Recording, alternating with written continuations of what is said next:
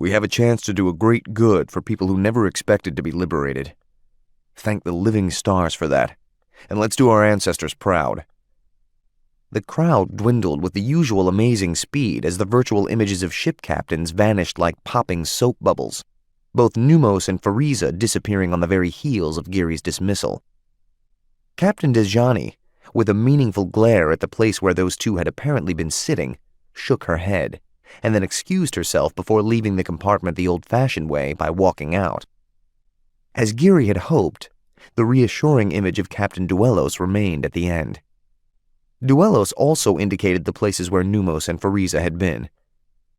"I wouldn't have said this before, but those two are a danger to this fleet."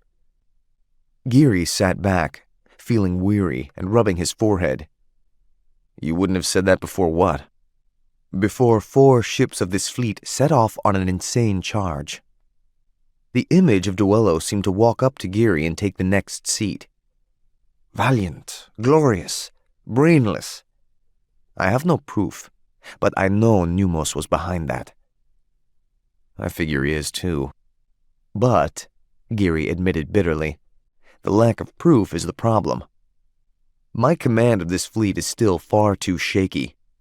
If I start sacking commanding officers, especially one with Numos' seniority, without being able to prove misconduct, I might find way too many of my other ships valiantly and brainlessly dashing into minefields." Captain Duellos looked down and grimaced. The lesson of those 4 ships was a powerful one. No matter what lies Numos encourages, everyone will remember that you were right to warn those ships off and to avoid chasing pell-mell after a few Syndic hucks. Geary couldn't help a snort of derision. "You'd think being right would gain me a little more credit than that. What do you think? Will everyone follow my orders when we approach the 5th planet?" "At this point, yes." "Do you have any idea where that nonsense about Co-President Rion came from?" Duellos looked mildly surprised. "I assumed you two were on friendly terms, but even if you're extremely friendly, it's no affair of mine. Co-President Rion is not an officer or sailor under your command, and a personal relationship with her has no bearing on your performance in command." Geary stared for a moment, then laughed. "Personal relationship? With Co-President Rion?" This time Duellos shrugged. "Scuttlebutt declares that you spend time together alone." "For conferences. I need her advice." Geary laughed again. "By our ancestors, Victoria Rion doesn't like me at all. She makes no bones about it. I frighten her because she worries I'll turn into Blackjack Geary at any moment and sail this fleet home to depose the elected leaders of the Alliance and become God Emperor or something. Co-President Rion is a shrewd and intelligent woman," Duellos observed with absolute seriousness. "She's told you she doesn't like you?"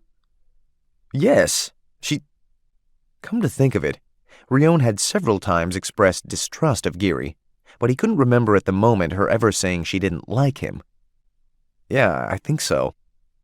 Duellos shrugged again. "Whether she does or not makes no difference. I say once more, she is not your subordinate, not in the military at all, and any personal relationship with her is perfectly appropriate, should one occur."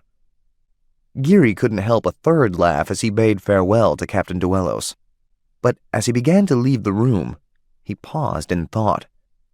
Surely Rion's spies in the fleet had reported to her the rumors about a relationship between her and Geary.